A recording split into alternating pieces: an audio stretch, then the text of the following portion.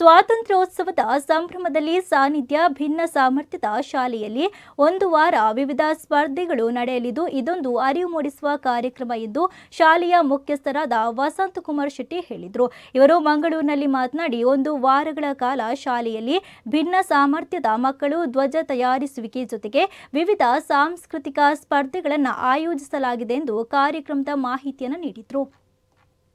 ವಿಶೇಷ ಮಕ್ಕಳಿಗೆ ಈ ಸ್ವಾತಂತ್ರ್ಯ ಹಬ್ಬ ಇದೊಂದು ಹಬ್ಬ. ಈ ಹಬ್ಬದ ಬಗ್ಗೆ ಒಂದು ಕಾನ್ಸೆಪ್ಟ್ ಕೊಡಬೇಕು. ಈ ವಾರ ಸಂಪೂರ್ಣವಾಗಿ ಸ್ವಾತಂತ್ರ್ಯ ದಿನದ ಬಗ್ಗೆ ಒಂದು ಅರಿವು ಮೂಡಿಸುವ ಕಾರ್ಯಕ್ರಮ ಇದೆ.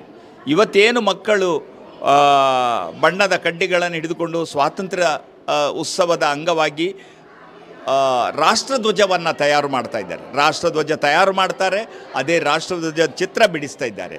ಮತ್ತು ನಾಳೆಯ ದಿವಸ ರಾಷ್ಟ್ರಗೀತೆ ಮಕ್ಕಳಿಗೆ ಫ್ಲೂಯೆನ್ಸಿಯಾಗಿ ಆ ರಾಷ್ಟ್ರಗೀತೆ ಆಡಲಿಕ್ಕೆ ಬರಬೇಕು.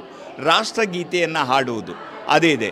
ಇನ್ನು ರಾಷ್ಟ್ರಧ್ವಜದ ಏನು ಅವರಿಗೆ ನಾಡ್ದು ವೇಷಭೂಷಣಗಳನ್ನೆಲ್ಲ ಹಾಕಿಕೊಂಡು 13ನೇ ತಾರೀಕು ಒಂದು ಒಳ್ಳೆಯ ಸಾಂಸ್ಕೃತಿಕ ಕಾರ್ಯಕ್ರಮ. ಇತ್ತೀಚೆಗೆ ಪಹಲ್ಗಾಮ್ ಅಟ್ಯಾಕ್ ಅಂತ ಹೇಳ್ತೇವೆ, ಅದು ಆಯಿತು. ಅದರ ನಂತರ ಸಿಂಧೂರ ದಾಳಿ ಕೂಡ ಆಯಿತು ನಮ್ಮಿಂದ.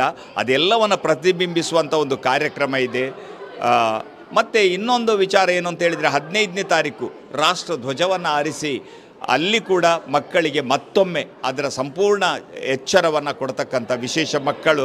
ಅವರಿಗೆಲ್ಲ ಗೊತ್ತಿದೆ ಬಣ್ಣ ಯಾವುದು ಅಂತ ಗೊತ್ತಿದೆ.